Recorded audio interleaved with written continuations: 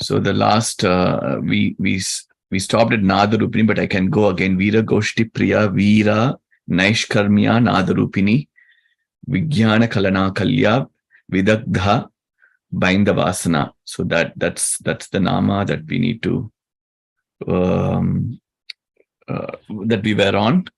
So Veera Goshti Priya, we already talked.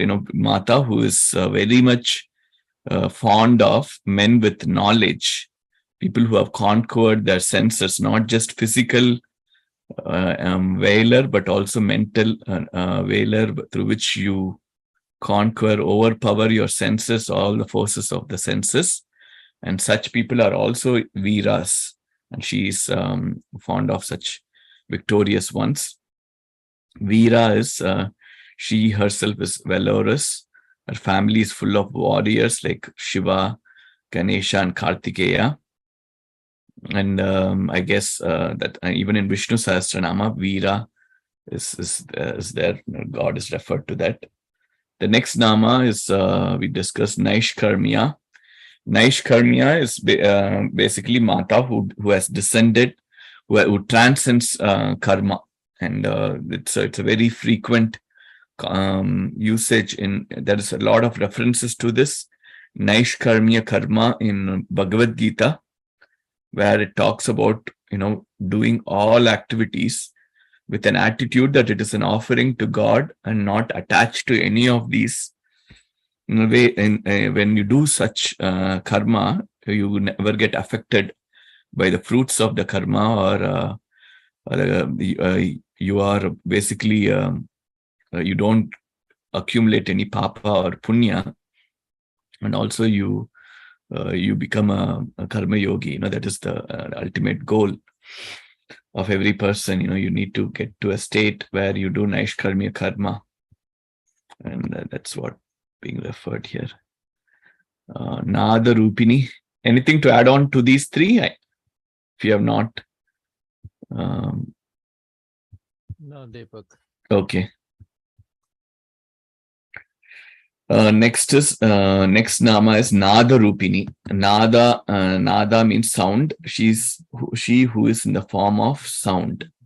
Okay, she's the first primeval unmanifest sound. Everything in this universe is sound, some sort of vibrations, and the sound, which is the source of creation, the highest form of sound that we all know is Omkaram. So she is the Swarupam of that Omkaram, that Nadam. So she is Nada Rupa, Nada Rupini. So the Shiva Shakti Eka Rupini, she is known as Nada. At the highest level of Nada, any speech does not carry any denotation. At this stage, there is no difference between the designator and the designated. Om represents this Nada form of Shabda Brahman. There is a very pithy 2-word note which says Shabda is Brahman. The sound is Brahman. Especially the Omkaram is the sound of the universe. So there are a lot of things about positive things about Om, the sound Om. And that's why it precedes every important namam or charanam, any recitation that we do. We start with Om. So until this we discussed. So the next nama, Vijnana Kalana. What is that? Vijnana means knowledge, wisdom, and science. Kalana means causing or impelling. She who causes or awakens the supreme knowledge is what this nama means. Supreme knowledge is knowledge of Parabrahman, from which every other knowledge springs up. Okay. Let me check if there are any comments. Okay. She is endowed with knowledge as per nama. Even in previously, we say Jnanada. Okay, this nama says that she provides the highest knowledge to realize Parabrahman. There are 14 types of Vidyas.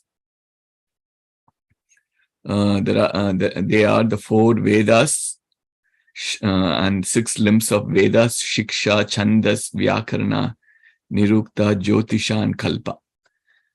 So why is these are all the different limbs of knowledge? That's why I'm reading them out.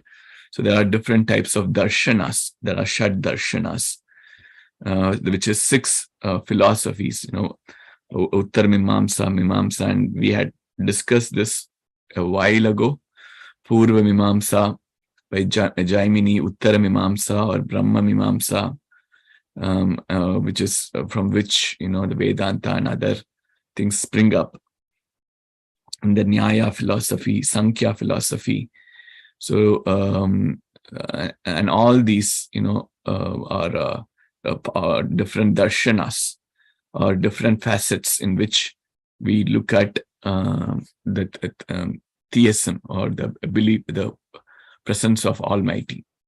So all this springs up from where? From her.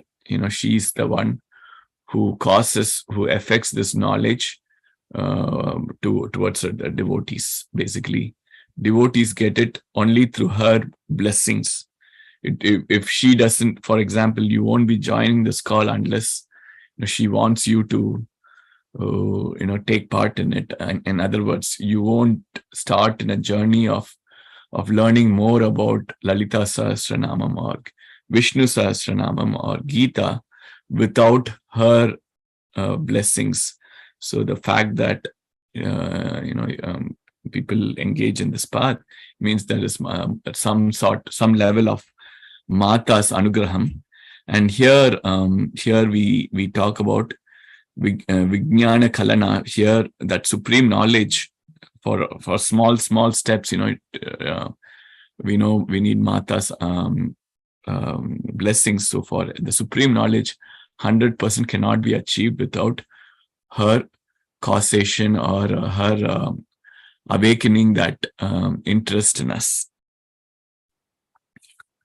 So this knowledge is a very supreme knowledge, because any other knowledge that you gain is secondary. Even in Bhaja Govindam, Shankaracharya says, you are why are you debating about rules of grammar? This is all not that much important. Instead, worship Govinda, attain that supreme knowledge. Don't quarrel. It talks about different types of things that people get consumed in their daily lives. All sorts of different activities that we get involved and fret on it is kind of little silly or not going to be useful at the end. When you are in the deathbed, only supreme knowledge is going to be helpful. So every other knowledge is secondary to supreme knowledge, which is realizing that you are the Parabrahman, or you realizing everything else in this universe is one and the same, and that is Parabrahman, and stems from that. Anything to add on to this? Vijnana? You mentioned something, 16 kind of knowledge, or what is it? Oh, there are 6 darshanas, I said. Shat darshanas. Vyakarana or something, and then you made it like 16 or something like that, you said? Oh, okay. Before in that, okay. Let me go back to that. What I was saying, basically, there are 14 types of Vidyas. Okay. Okay. There are 14 types of Vidyas. They are the 4 Vedas and 6 limbs of Vedas. Okay. Which is Shikshas, which are all part of Vedas itself: Shikshas, Chandas, Vyakarana, Nirukta, Jyotisha, and Kalpa. And then there are Shat darshanas. Then that makes it 16, right? Yeah, that makes it 16. 6 plus 4 plus 6. And I think... You said 14. Yeah, but there are 14 types of Vidyas in which I guess they are not listing all the 14 types. Well, this 4 plus 6 plus these darshanas are not vidyas. Oh, darshanas are not Vidyas. Are Okay. vidyas, yeah. So even that there are 14 types of vidyas. What are those 14 types? I don't see it here. Besides that 14, there are different ways of looking at this knowledge or this the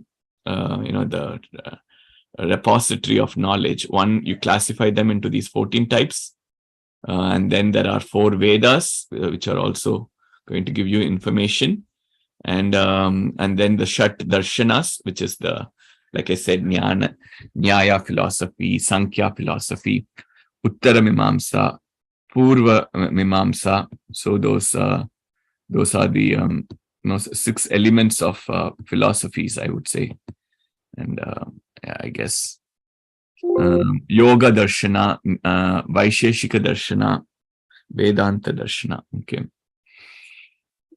so these are all the On one side, we say, right, I mean, even Bhajagovindam, I'm just about it, is in Shankaracharya says, don't worry about, say Govinda, don't worry about, but on the other hand, don't say pronounce properly, that also can give a wrong result. So that means you need to know the Vyakarana, you need to know the Ucharana, you have to do all these things properly. And also you have to do all these rituals also, otherwise that also will not give you the full result. So on one side, this is said, and on the other side, so it's confusing which way. Yeah, I think the way, like because when you say Bhajagovindam, right? the word is Bhajagovindam. also very important, right? Because you're saying the sound. Yes. That is very energetic. Okay. Correct. Yeah. 100%. Yeah. But you have to say it properly. We need the rituals. So you cannot neglect that. We cannot neglect that. Even the Vyakarana has to be correct. If you say and something, it totally makes a big difference, big meaning difference, and you're saying the wrong thing. So how do you reconcile both of those things? Correct. So like Shankaracharya comes up with this Bhajagovindam towards the later stages of his life. Right. He came up with he was a very inquisitive man, went and looked at debated all these different types of philosophies. He peeled them layer by layer. But then at the end, towards the end, right, what do common men, how can common man get into that, get into this, right? Just chant, if you are not able to do anything, just chant God's Nama. And he, when the, like even in Rajaji, he gives a very, very, he gives a little intro, to Bhajagovindam about this. Okay, when devotion, bhakti becomes very important in life, all this knowledge automatically comes. When you don't have anything, when you don't have access to panditas to teach you this, when you don't have, when you're not in an environment where you can do the rituals, there is nobody to guide you on these rituals. What you can do is do the God's Nama. Once you do the God's Nama, when the devotion, everything follows. I think that's where I think if you're not doing anything, at least worship God. But if you have the privilege to know the rituals, do those rituals properly. If you have the privilege to, understand, the pronunciation and all these things, if you are getting that access to it, do it. Otherwise, if you do it half-baked or if you don't pronounce it properly, you don't get the benefit of it. Sometimes it can even backfire. Like how, you do the ritual in the wrong order, it can backfire. So, yeah, I mean, all of these are important, but everybody is not in a situation in life, not privileged to do all of these the right way, right? I guess at least bare minimum, maintain the devotion and do the Bhagwan Nama. Yeah. And I think in that Bhajo Govindam, he talks about like, where he keeps walking on the ghats of Kashi or somewhere, and he sees Yeah, a very old aged person, correct. teaching grammar. And I think and worrying about these rules of grammar are important.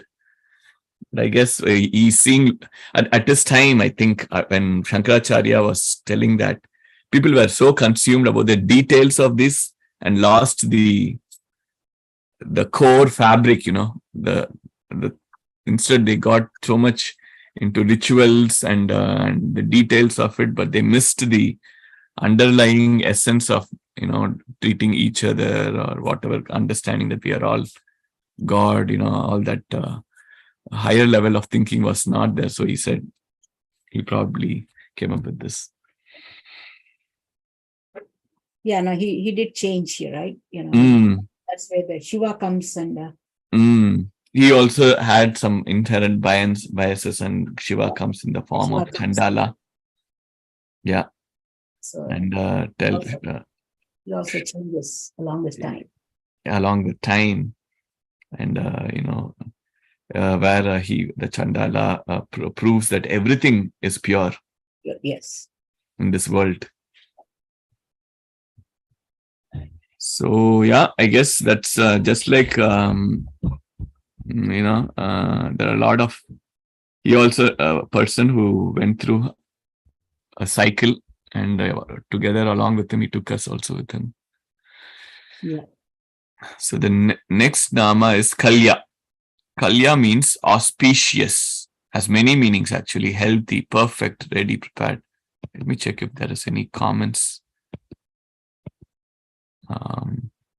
Kalya means auspicious. Yeah, okay. Auspicious, healthy, perfect, ready or prepared, instructive, dawn, good tidings. She's said to be in the form of all the above qualities. She is the embodiment of kalas. That also can be an interpretation. Kalya, who is benevolent, auspicious, ready or prepared to take up creation, it seems. Okay. So the auspicious is one name for Kalya, who is benevolent or ready or prepared. So that is the three different types of meanings I see. Anything to add on to that nama, Kalya?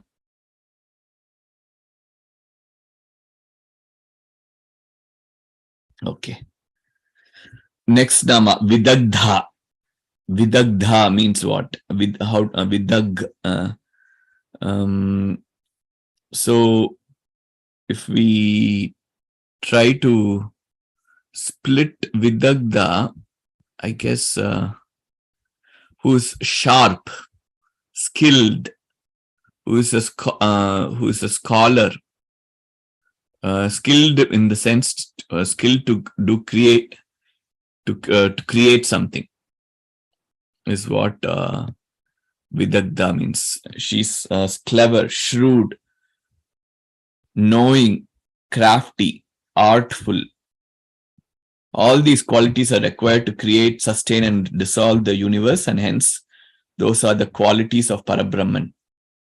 Okay. So that's what Vidagdha means. One who is clever, shrewd, and all-knowing, sharp.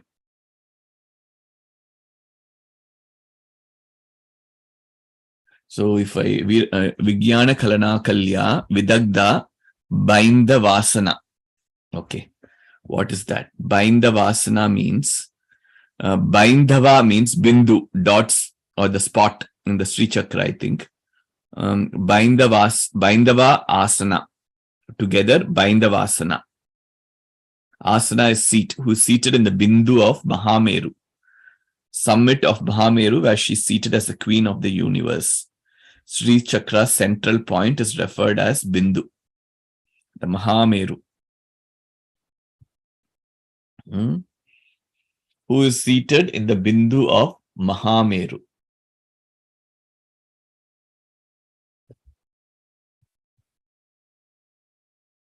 Vijnana Kalana Kalya Vidagdha Bhainda Vasana.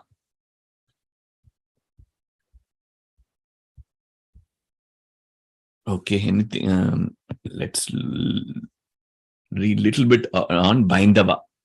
What is that Bindu? The central point of Sri Chakra is Bhaindava or Bindu. It is placed in the midst of the innermost, topmost in the case of Meru triangle. The top, that is a triangle. This Bindu is called Sarvanandamaya Chakra, also known as Bhaindavasthana. The presiding deity of this ninth avarana or covering is Sri Lalitha Mahatripura Sundari. She is worshipped here with Yoni Mudra. Those who are initiated into Shodashi mantra should worship her here with Trikanda Mudra. Lalitambika is worshipped here in her highest form. She is adored as Para Bhattarika. Bhattara means highly noble, worthy of worship, and Mahakameshwari. In Kamakala, there are three bindus. They are white, red, and multicolored. The white bindu represents Shiva. The red bindu represents Shakti.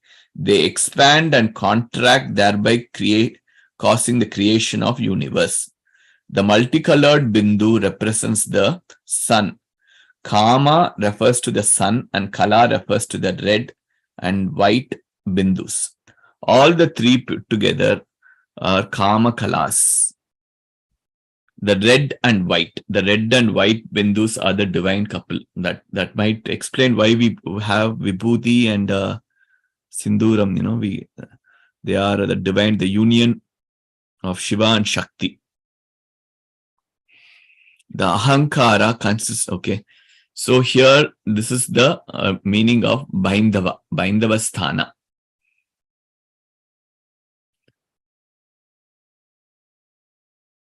Okay, so this is the symbolic representation of the Bhaindava. That Sthana is a triangle, and it has three dots. One is the Shiva, Shakti, and the union of them. Okay. Anything to add on to this?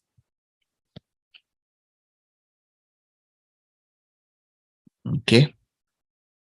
I guess we have only 4 minutes, but at least I'll get started with Tattvadika, Tattvamayi. Okay. Tattvadika. Tattva means the state of truth. Tattva also is used in Sankhya philosophy. Adika means is more exceeding, who transcend tattvas or principles of creation. Tattva Adika, Tattvadika. So let's read more on that Nama. I said 24. So if you read Sankhya philosophy, Sankhya is one of the Shat Darshana. I said Kapila Maharishi's Sankhya philosophy is there. So in that, so there are 24 tattvas, it seems. And there is sattva, and those 24 is based on the theory of causation. Okay, Sankhya philosophy is one of the original philosophy where it talks about this all the sattva, tamas, and rajasic. All those terms came for long ago from Sankhya philosophy, and they are further divided into several more subdivisions. And so in that, one of them is tattva. There will, each one of those principles are called tattvas. Okay, and there are 24 tattvas. So she transcends those tattvas, is what this Nama says. So there is Shuddha Tattvas, 5 of them, Shuddha, Ashuddha Tattvas, and then Ashuddha Tattvas, impure Tattvas, pure Tattvas, Shuddha, Ashuddha, pure and impure.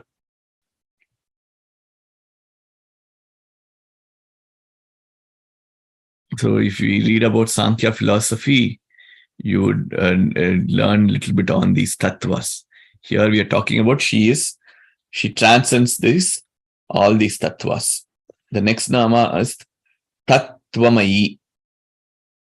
Okay. Mayi means composed of. She who is composed of tattvas, who is the all the reality, all the different tattvas that we talked about. She is the embodiment of that. She can be explained as the real essence or the ultimate principle underlying the creation. So a self-realized person is also called as Tattvadarshan, which means who knows about these tattvas. Tattvas are also known as Bahya Karana. Bahya Karana, which means they are eternal tools, as opposed to Antahkarana. Okay, the tattvas are also the external tools, or versus the internal tools, it seems. The 5 basic elements of tattvas comprise of organs of perception, cognitive faculties, organs of action, and action faculties. So all these are only tattvas. So there are 20 of those external tattvas and 4 of internal tattvas. Totally, there are 24. As per Sankhya philosophy. In other philosophies, they even further break it down. So we will read about these tattvas even more next time. So this whole couplet talks about Tattvadika, Tattvamayi, Tattvamartha Swarupini. Okay. All right. With that, I guess we can conclude today. Maybe we can continue next week.